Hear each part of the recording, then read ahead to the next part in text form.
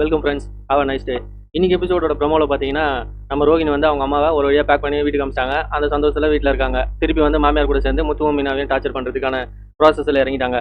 இந்த சமயத்தில் பார்த்தீங்கன்னா, முத்துவோட பழைய ஃப்ரெண்டு ஒருத்தர் வீட்டுக்கு வராரு. அவங்க அண்ணனுக்கு கல்யாணமா, அதுக்கு பத்திரிக்கை வைக்க வராரு. வந்தவொடனே மீனாவை கூப்பிட்டு இன்ட்ரடியூஸ் பண்ணுறாரு, இவங்க தான் என் ஒய்ஃபு அப்படின்ட்டு.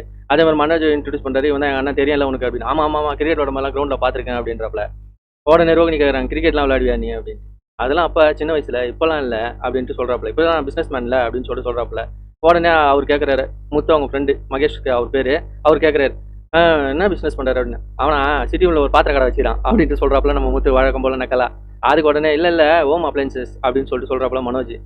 அதுக்கப்புறம் கல்யாணம்னு சொல்லிட்டு இன்விடேஷன் கொடுக்குறாரு. யாருடா உனக்கடா கல்யாணம் அப்படின்னு சொல்லிட்டு கேட்குறாப்புல முத்து. இல்லை அண்ணனுக்கு கல்யாணம் அப்படின்னு சொல்கிறாப்புல. உன் அண்ணன் சொல்கிறா, பார்த்து உசாரா இருந்துக்க, உங்கள் அண்ணன் வந்து ஓடி போயிட்டானா அந்த பொண்ணை நீ தான் கல்யாணம் பண்ண வேண்டியது இருக்கும் அப்படின்னு சொல்லிட்டு இவரோட ஸ்டோரி சொல்லிட்டு இருக்காரு.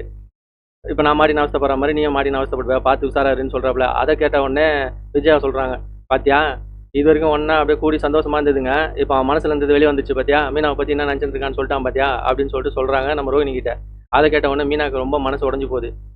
ஓகே ஃப்ரெண்ட்ஸ், நெக்ஸ்ட்டு அப்டேட்டில் உங்களை மீட் பண்ணுறேன். அப்புறம் மறக்காமல் சேனலை சப்ஸ்கிரைப் பண்ணுங்கள், ஃபாலோ பண்ணுங்கள், ஒரு லைக்கை தட்டி விட்டு போங்க. Okay bye.